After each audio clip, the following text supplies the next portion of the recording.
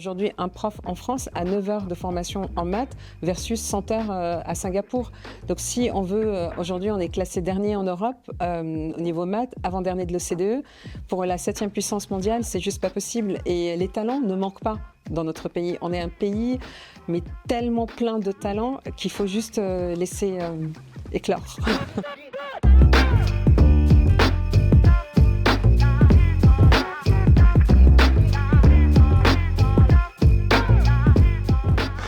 Bonjour à toutes et tous, deuxième épisode de notre série d'interviews en direct d'iTeens. Donc pour ceux qui nous rejoignent, iTeens c'est un événement mondial autour de l'IA où on laisse les jeunes prendre la parole.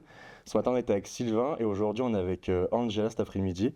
Angela, merci d'être venue avec nous. Merci à toi Antoine. Pour ceux qui n'étaient pas présents aujourd'hui et qui ne te connaissent pas, est-ce que tu peux rapidement te présenter et nous présenter surtout tes projets actuels? Merci beaucoup, merci de m'accueillir. Alors moi je suis Angela Nazer, je suis directrice de Women in Tech France.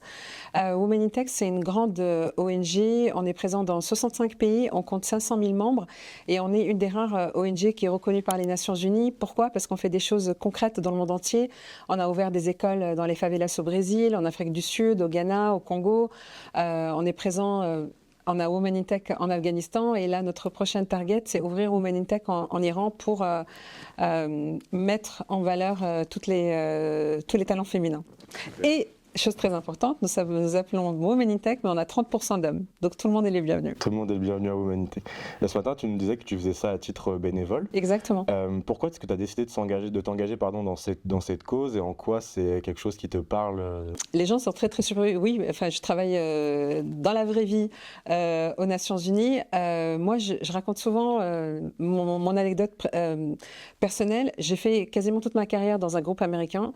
J'ai travaillé pendant 16 ans à General Electric, Capital Finance, et j'ai pris une claque culturelle en quittant General Electric parce que on a beau pointer du doigt les États-Unis, mais il y a aussi du bon. Nous, on avait 70% de femmes à des postes de direction, quasiment toute la direction. Il n'y avait pas de problématique de discrimination, d'inclusion, etc. Et quand je suis arrivée dans la finance française, j'ai vraiment pris une claque. Et là, j'ai compris ce que mes copines, qui sont dans le même milieu que moi, me racontaient depuis des années. Et j'ai compris ce que c'était le plafond de verre. Je me suis, moi, jamais posé la question, est-ce que je suis une femme? Est-ce que je peux prétendre à ce poste? C'était, est-ce que je suis compétente ou pas? C'est la seule question que je me posais. Et le constat, en fait, les discriminations, parce qu'on parle souvent de plafond de verre féminin, mais le plafond de verre, ça peut être un petit garçon qui habite dans la mauvaise zone géographique. Et je parle de la France. Hein. En fait, il faut regarder aussi ce qui se passe en bas de chez nous. Et je le vois, la même école publique, REP+, école publique dans une ville, je ne vais pas dire normale, mais c'est pas les mêmes accès, et encore moins à la tech. Ok, super. Donc c'est un peu ce rôle de transmission. Oui. Et ça fait la transition avec ma prochaine question, c'est que aujourd'hui tu nous fais l'honneur de venir spécialement de Paris. Notre seule intervenante, pour ceux qui nous regardent, qui est venue de Paris jusqu'à Lyon. Qu'est-ce qui t'a poussé aujourd'hui à venir nous rejoindre pour cet événement? Déjà parce que en découvrant Tumo, j'étais subjuguée et j'ai vraiment eu un coup de foudre par rapport à ce que vous faites. Vous faites des choses très concrètes en France et dans le monde entier et vraiment vous donnez accès à la tech à tout le monde et aujourd'hui parce qu'on dit oh là là il n'y a pas assez de filles dans la tech, il n'y a pas assez même c'est pas assez diversifié etc. Et vous ouvrez les portes à ces jeunes qui n'ont pas forcément accès, qui n'ont pas forcément les moyens et j'ai vraiment eu un coup de cœur et vraiment bravo pour tout ce que vous faites. Merci beaucoup. Ce matin, tu as participé à une keynote où tu parlais des enjeux d'éducation dès le plus jeune âge, sensibiliser les jeunes, que ce soit au métier du numérique, de la tech, aussi avec l'IA. Est-ce que tu peux nous redire quelques mots par rapport à ça? Oui. Ton constat à toi? En fait, je dis souvent qu'il faut changer le logiciel, mais à tous les niveaux. Aujourd'hui, on sait que dans un cours de maths, les profs posent plus de questions aux garçons qu'aux petites filles. Les petites filles n'ont pas assez de rôle modèle féminin pour aller pour se dire j'ai envie d'être comme elle, etc. Je souhaiterais que dans les collèges et lycées, il y ait plus d'interventions d'hommes ou de femmes qui viennent raconter leur parcours, de dire que oui, c'est possible, c'est pas parce qu'on n'a pas 19 de moyenne au bac qu'on peut pas réussir sa vie. Et puis surtout un constat aussi d'éducation. Aujourd'hui, un prof en France a 9 heures de formation en maths versus 100 heures à Singapour. Donc si on veut, aujourd'hui on est classé dernier en Europe au niveau maths, avant-dernier de l'OCDE. Pour la 7e puissance mondiale, c'est juste pas possible. Et les talents ne manquent pas dans notre pays. On est un pays, mais tellement plein de talents qu'il faut juste laisser éclore. Il faut réussir à les garder chez nous. Exactement, surtout, c'est ça. En fait, je vais pas dire de bêtises, mais le salaire d'un chercheur en France, c'est juste mais dérisoire. C'est pas possible. C'est pour ça que nos meilleurs chercheurs partent à l'étranger, et je peux tout à fait comprendre. Il faut valoriser le salaire des profs. Un prof en Allemagne gagne à peu près 4 000 euros. Ici, c'est à peu près 2 000 euros maintenant. C'est juste pas possible. Et même, en fait, je le dis souvent, mais pour moi, la classe, enfin les professeurs qu'il faut le plus valoriser, c'est les profs de CP. C'est avec eux que ça commence. Donc si eux ne sont pas assez valorisés, et donc je crois qu'un prof de maths ne choisit pas d'avoir 9 heures de formation par an. On parle souvent de petits pas, il n'y a pas de petits pas. En fait, il faut savoir se remettre en question, et c'est pas grave. Ok, on sait aujourd'hui que la réforme du bac, c'était pas la bonne solution. Et ben, on fait une deuxième réforme et on demande aux personnes concernées, en fait. Et surtout, on n'écoute pas assez les enfants. Je ne sais pas, par exemple, Parcoursup, tout le monde se plaint. Et demandons aux enfants, aux parents qu'est-ce qui va pas dans la plateforme. Faire un brainstorm, ça coûte rien du tout, en fait. Surtout que c'est comme ça, des fois, que naissent des projets. C'est sur les retours d'expérience des clients. J'ai envie de dire, là, les clients de Parcoursup, ça va être les jeunes, ceux qui sont en terminale ou en première et qui cherchent à s'orienter, à trouver des portes de sortie après. Il faut qu'on arrête de se regarder le nombril, de dire qu'on est les meilleurs. On est loin d'être les meilleurs. Et par contre, on a les meilleurs. Et il ne faut pas les laisser partir. Voilà. Et justement, par rapport à ça, est-ce que toi, tu as vu des choses, des initiatives, ou est-ce que tu as des choses, toi, que tu aimerais partager sur des actions pour fidéliser les talents, Alors, nous, on a fait plein de choses à Women in Tech. Par exemple, on a mis en place des hackathons et on a mélangé des lycées REP, REP+, avec des grands lycées privés français, publics, privés, etc. On a mis en place des meet and greet où, en fait, on mélange des étudiants, des C-level, des CSP+, des chefs d'entreprise pour faciliter. Et on a quelques vidéos pour faire parler des talents, etc. On a plein de projets. Là, on organise un youth camp de filles en juillet, et surtout, on est très fiers parce qu'à la fin de l'année, normalement, on organise un hackathon en Martinique. Et ça, on est très content parce qu'on ne pense jamais aux dames, et tandis qu'il y a énormément de talents là-bas qu'il faut aussi mettre en avant. Il faut qu'on travaille tous ensemble, Exactement. main dans la main. Et ça, je suis très contente. Vraiment, je tenais à le dire parce que une chose dont je suis persuadée aujourd'hui, c'est en travaillant nous, et vous et d'autres acteurs et assos et ONG, qu'on peut essayer de changer les choses.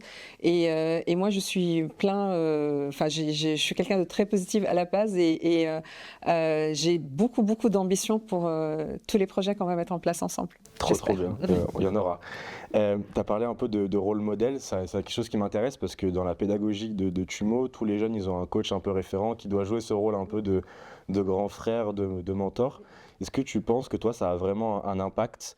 Et je fais la transition vers la mixité. Est-ce que pour une jeune fille, d'avoir un petit peu comme toi, une Angela qui vient témoigner, est-ce que ça peut vraiment avoir un impact pour elle? Alors moi, par exemple, jusqu'à aujourd'hui, j'adore regarder les vidéos comme ça, motivantes sur Instagram, etc. Moi, j'ai eu deux mentors.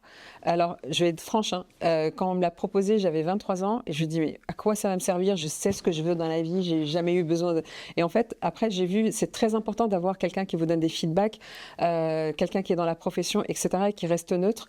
Aujourd'hui, nous, on lance le programme Women in Tech Mentoring existe depuis longtemps, mais nous, on le lance en France gratuitement parce qu'il est payant normalement. Et moi, je suis mentor depuis des années sur des programmes de finance, et c'est très, très, très important. Et puis, non seulement le mentoring est important, et s'entourer de positivité et de gens positifs et de gens qui vous disent que c'est possible, c'est très important aussi. Donc, il faut pas seulement attendre des autres, mais créer les possibilités. Tu viens de délivrer un premier conseil, justement, quels autres conseils tu pourrais donner à une jeune fille qui nous écoute et qui est intéressée par le numérique, mais qui hésite parce qu'elle a entendu que c'était pas fait pour elle, ou que l'informatique c'est pour les hommes, ou ce genre de choses? Je lui dis, brise je vais rester polie, ce plafond de verre, mais surtout, je dis tout le temps, ose prendre ta place, ose croire en toi, ose lever la main pour saisir une opportunité, et c'est pas grave si tu échoues. Moi, j'aime beaucoup citer tout le temps Nelson Mandela qui dit je ne perds jamais, soit je gagne, soit j'apprends.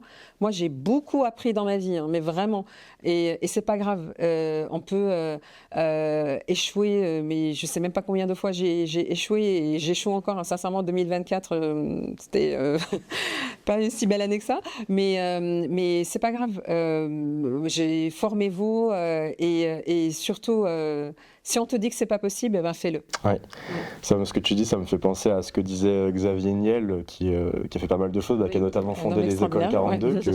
que vous connaissez bien au sein d'Humanitex, cause à un partenariat national, qui disait mais les gens m'idolâtrent, mais parce qu'ils voient mes réussites sur Free, sur 42, mais j'ai échoué 40 projets. Il a annoncé qu'il avait voulu racheter M6, mais que pareil, il avait échoué. Enfin voilà, dire que en fait, c'est le fruit d'un travail qui a été accompli, de persévérance, et ça, je pense que c'est important parce que. Enfin, moi, c'est mon avis aussi. Je trouve qu'on a un rapport à l'échec qui est différent en France que par rapport à ce qu'on peut retrouver aux États-Unis. On n'a pas la même mentalité et c'est bien aussi de montrer que l'échec, c'est pas grave et qu'il faut être résilient, qu'il faut continuer et qu'un jour, forcément, ça finira par payer. Moi, c'est bon. Les gens me disent souvent, mais pourquoi tu parles autant de tes échecs en fait? Déjà parce que j'ai envie de dire la vérité et parce que j'ai pas toujours. Souvent on dit oh là là c'est le destin. Non, le destin c'est parce que des fois on a pris la mauvaise décision et je n'ai souvent pris aussi la mauvaise décision. Donc c'est important aussi de transmettre et que les personnes autour de nous ne font pas les mêmes bêtises que nous ou peut-être osent là où on n'a pas osé. Et surtout aussi Steve Jobs qui disait tout le temps écoutez votre cœur et votre instinct, il ne vous trompera jamais. Et franchement, il a 1000 fois raison parce que les seules fois où je ne les ai pas écoutés, c'est là où je me suis prise des claques. Donc écoutez-vous. Merci pour ce partage. Une petite dernière question un peu bonus. Si tu devais choisir un mot pour résumer Tumo, quel serait-il? Briser le plafond de verre. The sky is the limit, it's not the limit. Et puis surtout, cette belle fraternité dont on parle tout le temps, vous l'avez mise en place. C'est pas un slogan chez vous, c'est pas un hashtag, c'est la vérité. Vous transmettez et il n'y a rien de plus beau que ça. Et surtout, vous croyez en ces jeunes auxquels je pense beaucoup ne croient plus et vous leur donnez des opportunités et ça, c'est tout à votre honneur et bravo. Merci beaucoup. Merci C'était à un plaisir vous. de t'accueillir. Merci. Merci à toutes et tous de nous avoir écoutés. Puis on se retrouve dans un prochain épisode avec une autre de nos intervenantes. À très bientôt.